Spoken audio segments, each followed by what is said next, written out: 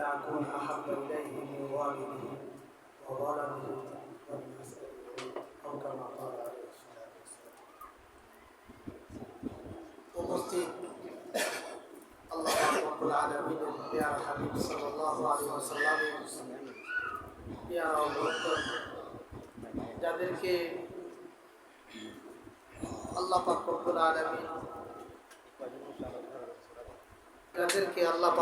আলামিন এই বরকতময় মাজলিসে আসার তৌফিক দান করেছেন। এমন এক মাজলিস যে মাজলিসের গুণগান স্বয়ং মহান রব্বুল আলামিন করে থাকেন।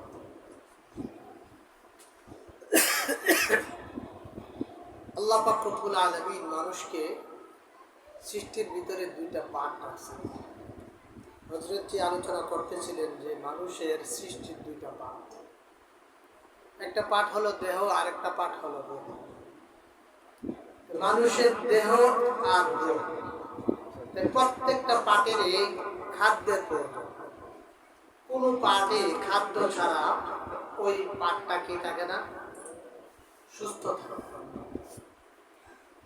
আমরা যদি স্বাভাবিকভাবে যদি খাদ্য গ্রহণ না করি তাহলে আমাদের দেহটা কি হয়ে যাবে, একসময় নিস্তেজ হয়ে আমরা দেহটা নিঃস্ব হয়ে মানে শেষ হয়ে যাবে। তো তেমনি ভাবে রুহেরও খাদ্যের দরকার। রুহে যদি খাদ্য না পায় তখন রুহ কি হয়ে যায়, মরে যায়। দেহে যেমন খাদ্য না পাইলে দেহটা মরে যায়, তেমনি ভাবে রুহ যদি খাদ্য না পায় রুহ মরে যায়। দেহের খাদ্য কি? তো দেহের খাদ্য হলো আমরা যে খাবার খাই, পাম, আল্লাহ পাক রব্বুল আলামিন যে সৃষ্টি করেছেন, এটা হলো কি সৃষ্টির বস্তুর যা কিছু আছে আল্লাহ পাক রব্বুল আলামিন যা হালাল করে দিয়েছেন, এগুলো আমাদের দেহের খাদ্য। আর এগুলা খাইলেই আমাদের দেহের বাড়ে, এগুলা না খাইলেই আমাদের অসুস্থতা হয়, আমাদের দেহটার ভিতরে ঘাটতি আসে, তখন দেহটা কি হয়ে যায়, মরে যায়। তেমনি ভাবে রুহটাও বেঁচে থাকে। রুহের খাদ্য কি? রুহের খাদ্য হলো ভালোবাসা। বলেন সুবহানাল্লাহ। কিসের ভালোবাসা? তো আল্লাহ এবং তার রাসূলের প্রিয় মহব্বত ছাড়া আর কোনো রুহের খাদ্য। আজকের এই আশুরার দিন বরকতময় একটা দিন। এটা হলো নাজাতের, সারা তামাম সৃষ্টিকুলের নাজাতের দিন হলো এই আশুরার দিন। সুবহানাল্লাহ। আল্লাহ পাক রব্বুল আলামিন অতীতে যত জাতি অতিক্রম করেছে সকল জাতির ভিতরে আল্লাহ পাক রব্বুল আলামিন মুক্তির একটা নিদর্শন এই দিনের ভিতরে আল্লাহ পাক রব্বুল আলামিন কি করেছেন রেখেছেন। রাসূল পাক সাল্লাল্লাহু আলাইহি ওয়াসাল্লাম যখন মক্কা থেকে মদিনায় হিজরত করেন, হিজরতের পর দেখতে পান যে মদিনার বাসীরা আশুরার দিনে কি করছেন, তারা রোজা রাখছেন। আল্লাহ রাসূল সাল্লাল্লাহু আলাইহি ওয়াসাল্লাম জিজ্ঞেস করলেন যে আজকে তোমরা কেন এই রোজা রাখলা? আমরা আজকে এই জন্য রোজা রেখেছি, এই দিন হযরত মূসা আলাইহিস সালাম ফেরাউনের কবল থেকে মুক্তি পেয়েছিলেন। তাই উনি মুক্তি পাওয়ার পরে উনি এই দিনে উনার মুক্তির জন্য উনি কি করেছেন, রোজা রেখেছিলেন। শুকরিয়াতান আমরাও উনার অনুসারী হিসাবে শুকরিয়াতান আজকের এই দিনটাকে কি করি, রোজা রেখে থাকি। আল্লাহ রাসূল সাল্লাল্লাহু আলাইহি ওয়াসাল্লাম বলেন নাহনু আহাব্বু বিমূসা। যে আল্লাহ রাসূল বলেন যে মূসা হলেন আমার ভাই, মূসা হলেন আমার ভাই, আর মূসা আলাইহিস সালামের কর্মের সকল কিছুর দাবিদার হলেন আমরা। তখন আল্লাহ রাসূল সাল্লাল্লাহু আলাইহি ওয়াসাল্লাম বলেন আজকের এই দিনে একটা রোজা রাখবো, আগামী দিন যদি আমি জীবিত থাকি তাহলে কি হবে, আজকের এই দিনের সাথে কি করবো, আরেকটা দিন সম্পৃক্ত করে দুটি রোজা রাখবো। আল্লাহ রাসূল সাল্লাল্লাহু আলাইহি ওয়াসাল্লাম পরবর্তী বছর আর ইয়াউমুল মুকবিল এর আগে আল্লাহ রাসূল সাল্লাল্লাহু আলাইহি ওয়াসাল্লাম তিরুদান হয়ে গেছেন। আল্লাহ রাসূল সাল্লাল্লাহু আলাইহি ওয়াসাল্লাম কি দিয়ে গেছেন, মানুষের আচরণ। মানুষের ভিতরে কি আচরণ, ইসলামের যে আচরণ আছে সকল আচরণ হলো কি ইহুদি খ্রিস্টানদের যে আদর্শ আছে, এই আদর্শের বিরুদ্ধে আল্লাহ রাসূল সাল্লাল্লাহু আলাইহি ওয়াসাল্লামের ইসলামের আদর্শকে মানুষের সামনে উপস্থাপন করে দেবে। আজকের এই দিনের ভিতরে আমাদের কাছে সবচেয়ে মর্মাহতের দিন হলো রাসূল পাক সাল্লাল্লাহু আলাইহি ওয়াসাল্লামের প্রাণের দৌহিত্র হযরত হুসাইন রাদিয়াল্লাহু তাআলা আনহু কারবালার ফুরাত নদীর তীরে কারবালার ময়দানে শহীদ হওয়া। এটা প্রত্যেকটা মুমিন মুসলিমের অন্তরের ভিতরে দাগ কাটে। এটা দাগ কাটার কারণ কি? এটার দাগ কাটার কারণ হলো মুহাব্বত। যদি রাসূল পাক সাল্লাল্লাহু আলাইহি ওয়াসাল্লামের প্রতি মুহাব্বত না থাকলো, আহলে বাইতের প্রতি যদি মানুষের মুহাব্বত না থাকে, সেই সমস্ত মানুষের দিলের ভিতরে কি করে না, তার দাগ কাটতে পারে না। আসলে সকল কিছুর, ইসলামের যা কিছু আছে সকল কিছুর নিহত হলো মুহাব্বত। মুহাব্বত ছাড়া ইসলামের আর কোনো কি নাই, কোনো অংশই কোনো কি নাই। আল্লাহ পাক রব্বুল আলামিন আমাদের দিল, আল্লাহ পাক রব্বুল আলামিন রূহের খোরাক রাখছেন মুহাব্বত, কিন্তু আমাদের দিলের ভিতরে আজকে মুহাব্বত নাই। মুহাব্বত না থাকার কারণে আমাদের দিলে পরস্পরের ভিতরে আমরা কি নাই, একজন আরেকজনের প্রতি ভালোবাসা নাই। প্রত্যেকটা মানুষ একে অপরের প্রতি যে শ্রদ্ধা এবং বিনয় হওয়ার কথা, এই বিনয় প্রত্যেকের মানুষের কাছে নাই। তার কারণ হলো কি, মানুষের দিলের ভিতরে মুহাব্বত নাই। মুহাব্বত কি? আল্লাহ এবং তার রাসূলের মুহাব্বত থাকা। আল্লাহ পাক রব্বুল আলামিন দুনিয়ার যত মানুষ আছে সকল মানুষের একটা পেরেশানির একটা সময় রাখছেন, কিন্তু আল্লাহ পাক রব্বুল আলামিন বলে দিয়েছেন, আলা ইন্না আউলিয়া আল্লাহি লা খাউফুন আলাইহিম ওয়া লা হুম ইয়াহজানুন। আমার ওলি যারা আছেন, আমার ওলি যারা আছেন, এই ওলিদের লা খাউফুন আলাইহিম, ওলি যারা আছেন তাদের কোনো ভয় নাই, ওয়া লা হুম ইয়াহজানুন, তাদের কোনো পেরেশানিও নাই। সুবহানাল্লাহ। ওলি কি? তাফসীরের ভিতরে আউলিয়া আল্লাহর তাফসীর করেছেন আনসুরুল্লাহ, আনসারুল্লাহ। আল্লাহ পাক রব্বুল আলামিন কি সাহায্য করেছেন যারা আল্লাহ পাক রব্বুল আলামিনের দ্বীনের সাহায্য করেছেন, আল্লাহ রাসূল সাল্লাল্লাহু আলাইহি সাল্লামের কে সাহায্য করেছেন, আল্লাহ রাসূল সাল্লাল্লাহু আলাইহি সাল্লামের সুন্নতকে জিন্দা করার জন্য সাহায্য করেছেন, আল্লাহ পাক রব্বুল আলামিনের দ্বীনকে বিজয় করার জন্য সাহায্য করেছেন। আল্লাহ পাক রব্বুল আলামিন বলেন, লা খাউফুন আলাইহিম, ওয়া সেই সমস্ত মানুষের কোনো ভয় নাই। হযরত হুসাইন রাদিয়াল্লাহু তাআলা আনহু আল্লাহর দ্বীনের মুহাব্বতে, আল্লাহর দ্বীনকে বিজয় করার জন্য মদিনা থেকে তখন উনি হিজরত করতেছিলেন কুফা। তৎকালীন শাসক ছিলেন ইয়াজিদের যে বাহিনী ছিল, তারা হযরত হুসাইন আলাইহিস সালাম, হুসাইন রাদিয়াল্লাহু তাআলা আনহুকে তখন কি করলেন, আক্রমণ করলেন, তখন ওনাকে নির্মমভাবে শহীদ করলেন। শুধু হুসাইন রাদিয়াল্লাহু তাআলা আনহুকে শহীদ করেন তা না, আহলে বাইতের এমন কোনো সদস্য নাই, সকল সদস্যকে তারা প্রতিহত, তারা শহীদ করে দেওয়া হয়েছে। হযরত হুসাইন রাদিয়াল্লাহু তাআলা আনহু বলেন, আমি পৃথিবীর বুকে আমার বংশের চাইতে উত্তম বংশ আমি আর পৃথিবীর বুকে আর কাউকে দেখি নাই। আমার এই পৃথিবীর বুকে আমার এই আহলে বাইতের যত সদস্য ছিল সকল সদস্য ওই দিন শহীদ হয়ে গেছিলেন, শুধু একজন শিশু পুত্র শুধু কি ছিলেন, বেঁচে ছিলেন, শুধু একজন পুরুষ জয়নাল আবেদিন শুধু বেঁচে ছিলেন, শিশু বাচ্চা, আর সকলে শহীদ হয়ে গেছে। এটার মূল কি? এটার মূল হলো মুহাব্বত। মুহাব্বতের কারণে, দ্বীনের মুহাব্বতে হযরত হুসাইন রাদিয়াল্লাহু তাআলা আনহু কারবালার ময়দানে শহীদ হয়ে গেছেন। আপনি আমি কি করেছি? দ্বীনের জন্য কি করি? আমরা দ্বীনের জন্য কি করি? আমাদের দিলের ভিতরে মুহাব্বত নাই। দিলের ভিতরে মুহাব্বত না থাকার কারণে দ্বীনকে আমরা বিকৃত করেছি।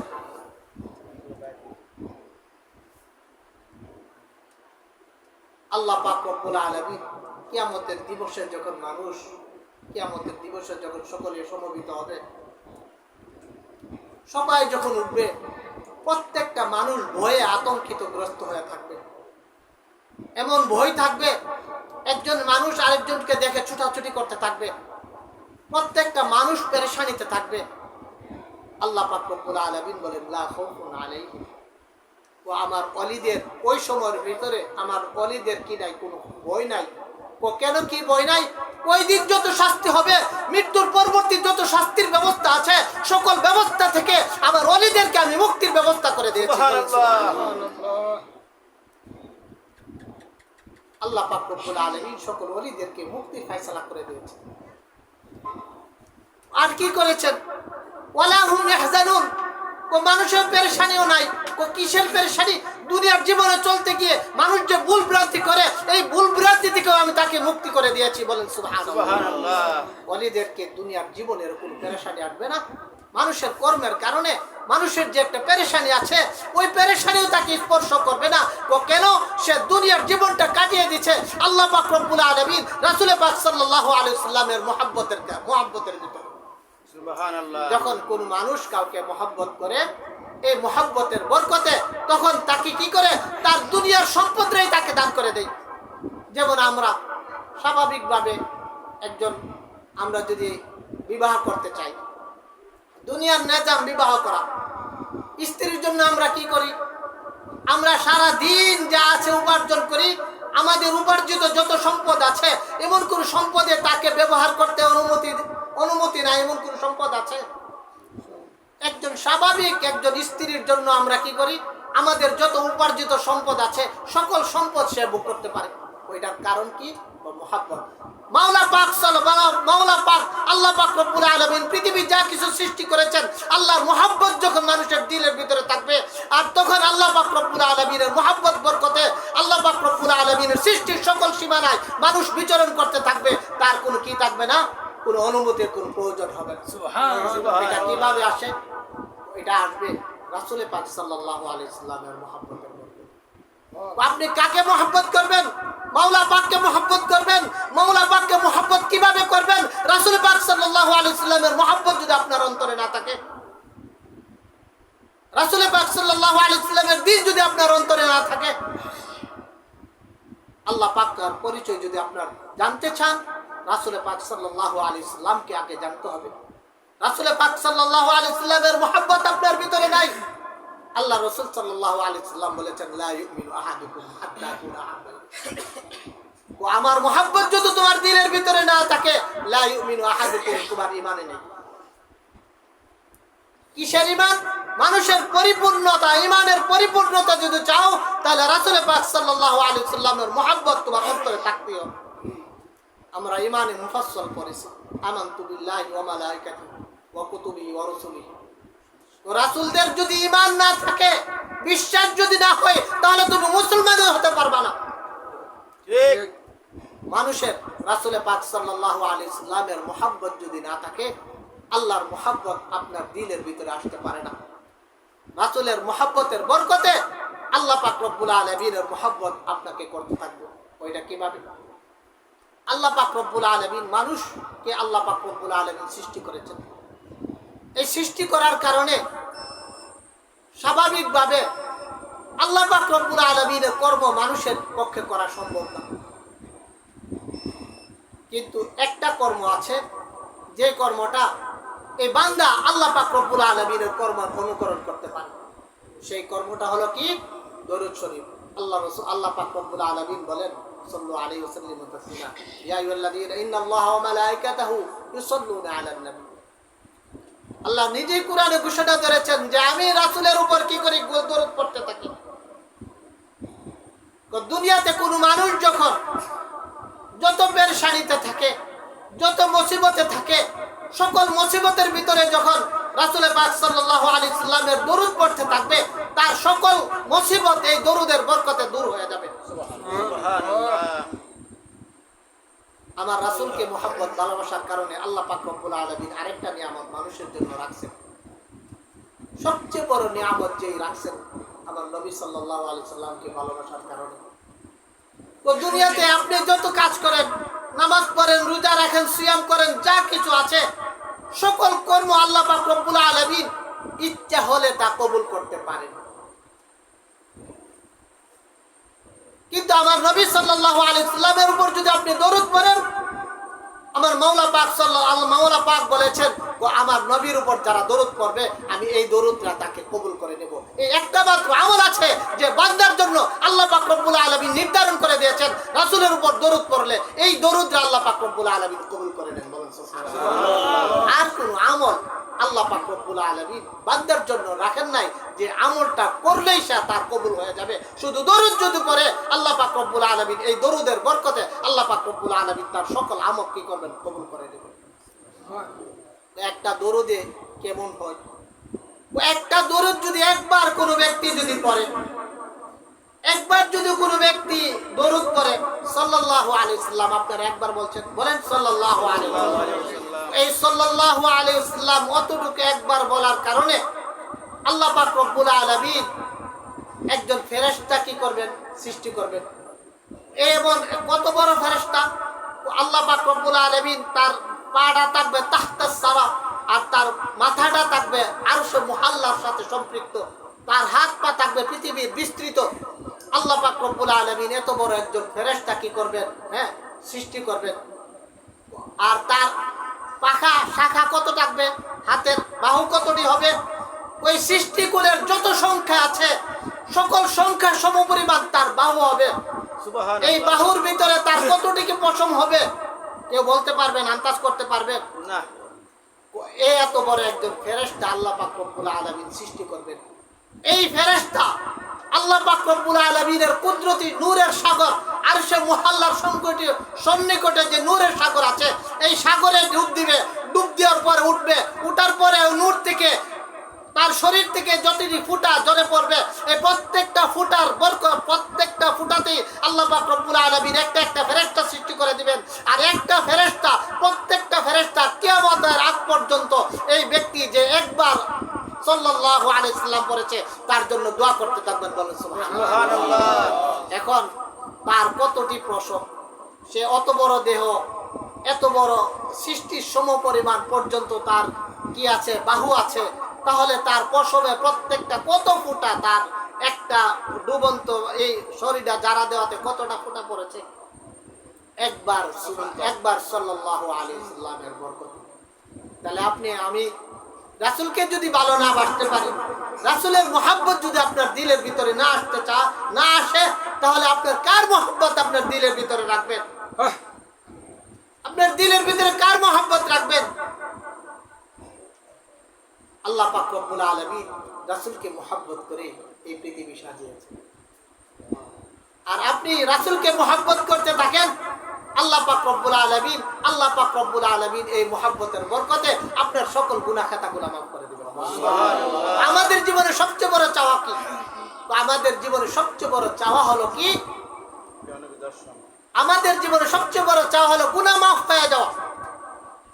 তো মানুষ জীবন চলতে গেলে শুধু কি হয়? গুনাহ হয়। তো গুনাহ মাফ হয়ে যাওয়া মানুষের সবচেয়ে বড় চাওয়া। আল্লাহ পাক রব্বুল আলামিন রাসূলের প্রতি যদি দরুদ করেন, এই দরুদের বরকতে আল্লাহ পাক রব্বুল আলামিন কি করবেন? আপনার গুনাহ মাফ করে দেবেন। তো এটা কি আমার কথা? এই যে কথাটা আমি বললাম, আমি কি বানায়ে বলছি? না, আল্লাহ পাক রব্বুল আলামিনের কথা। কুল ইন কুনতুম তুহিব্বুনাল্লাহা ফাত্তাবিউনি ইউহিব্বুকুমুল্লাহ ওয়া ইয়াগফির লাকুম যুনুবাকুম। আল্লাহ পাক রব্বুল আলামিন কুল ইন কুনতুম তুহিব্বুনাল্লাহ, তো তোমরা যদি ভালোবাসা চাও, আমার ভালোবাসা যদি তুমি চাও, ফাত্তাবিউনি। আল্লাহ পাক রব্বুল আলামিন বলেন যে আল্লাহ রাসূল সাল্লাল্লাহু আলাইহি সাল্লামকে বলতে বলেছেন যে ফাত্তাবিউনি, তোমরা সকল হে জগৎবাসী তোমরা সবাই আমাকে ভালোবাসতে থাকো, আমাকে ভালোবাসতে থাকো। আমার ভালোবাসার বরকতে আপনাকে কি দেব? ইউহিব্বুকুমুল্লাহ, মহান রব্বুল আলামিন আপনাকে ভালোবাসতে থাকবেন। রাসূলকে যেমনি ভাবে আল্লাহ পাক রব্বুল আলামিন ভালোবাসতে থাকেন, আপনাকেও রাসূলকে ভালোবাসার বরকতে আপনাকেও ভালোবাসতে থাকবেন। ইউহিব্বুকুমুল্লাহ ওয়া ইয়াগফির লাকুম যুনুবাকুম। আপনার জীবনে জীবদ্দশায় যত গুনাহ হয়েছে সকল গুনাহ আল্লাহ পাক রব্বুল আলামিন মাফ করে দিবেন। বলেন সুবহানাল্লাহ। আল্লাহ পাক রব্বুল আলামিন এই কিয়ামতের দিবসে মানুষের ভিতরে মানুষের মর্যাদার কারণে একজন আরেকজনের মর্যাদা বৃদ্ধি হয়ে যাবে। হযরত আবু হুরায়রা রাদিয়াল্লাহু তাআলা আনহু, হযরত উমর রাদিয়াল্লাহু তাআলা আনহু থেকে দুইজন বরগুজিদা সাহাবী থেকে আল্লাহ রাসূল সাল্লাল্লাহু আলাইহি সাল্লাম হাদিস বর্ণিত আছে। তো মানুষ স্বাভাবিকভাবে ঈর্ষা করতে থাকবে যে আমি যদি নবী হইতাম, আমি যদি শহীদ হইতাম। ও শহীদের মর্যাদা এমন যে তারা সবুজ পাখি হয়ে উঠতে থাকবে। ও নবীদের মর্যাদা তো আরো বেশি নাই, আরো অনেক বেশি। নবী গণ, শহীদ গণ, নবীগণ এই সমস্ত মানুষকে দেখে দেখে কি করতে থাকবে, ঈর্ষা করতে থাকবে, ওই লোকটি কারা, তাদের এত মর্যাদা কেন, ও কিসের ভিত্তিতে তারা এত মর্যাদা পাইছে? এটা কি আমার কথা? আল্লাহ রাসূল সাল্লাল্লাহু আলাইহি সাল্লামের কথা। এই মর্যাদা কেন? এই মর্যাদা এই জন্যে যে এই সমস্ত সকল মানুষ তারা একে অপরকে মহব্বত করতো আল্লাহ পাক রব্বুল আলামিনের কারণে। বলেন সুবহানাল্লাহ। আমরা যে এখানে বসছি, এই যে বসা, এটা কিসের ভিত্তিতে? আল্লাহ পাক রব্বুল আলামিনের বরকতে, আল্লাহকে মহব্বত করার কারণে আমরা এখানে সমবেত হয়েছি। যারা এমনই ভাবে সমবেত হবে, এই সমস্ত মহব্বতের কারণে তাদের আল্লাহ পাক রব্বুল আলামিন ওই দিন তাদের মর্যাদা আল্লাহ পাক রব্বুল আলামিন বাড়ায় দিবেন। যে নবীগুলো তাদের প্রতি ঈর্ষা করতে থাকবে, শহীদগুলো তাদের মর্যাদা দেখে তাদেরকে কি করতে থাকবে, ঈর্ষা করতে থাকবে। আমাদের রুহের খোরাক যদি আমরা চাই, আমরা রুহ যদি আমরা তাজা করতে চাই, তাহলে আমরা রাসূল পাক সাল্লাল্লাহু আলাইহি সাল্লামের মহব্বত আমাদের দিলে ধারণ করতে হবে। রাসূলের মহব্বত কিভাবে দিলে ধারণ করতে হবে? আপনার সন্তান সন্ততি সহ যাবতীয় যা কিছু আছে সকল কিছু থেকে আমার রাসূল পাক সাল্লাল্লাহু আলাইহি সাল্লামকে বেশি মহব্বত করতে হবে। যখন আপনার দিলের ভিতরে এই মহব্বত দৃঢ়ভাবে ধারণ করবেন, তখন আল্লাহ পাক রব্বুল আলামিন আপনাকে ভালোবাসতে থাকবেন। রাসূল সাল্লাল্লাহু আলাইহি সাল্লামের ভালোবাসা আপনার দিলের ভিতরে কি হয়ে যাবে, সৃষ্টি হয়ে যাবে। আর রাসূলের ভালোবাসা সৃষ্টি হওয়ার বরকতে আল্লাহ পাক রব্বুল আলামিনের ভালোবাসা আপনি কি করতে থাকবেন, পাইতে থাকবেন। আল্লাহ পাক রব্বুল আলামিন আমাদের সবাইকে পিয়ারা রাসূল সাল্লাল্লাহু আলাইহি সাল্লামের মহব্বত দিলে ধারণ করার তৌফিক দান করুন। আখির দাওয়ানা আলহামদুলিল্লাহ। আসসালামু আলাইকুম ওয়া রাহমাতুল্লাহ। প্রিয় শুনি, এই মুহূর্তে আপনাদের সামনে মূল্যবান তাকরীর নিয়ে আসছেন হাফেজ ফয়সাল করণী, দুনিয়ার তাহির। আমাদের আপনারা দাদার জন্য দোয়া করবেন। সে আমাদের আওলাদের রাসূল নূরে মদিনা খাজা দরবার শরীফের নাতি, উত্তরসূরির নাতি।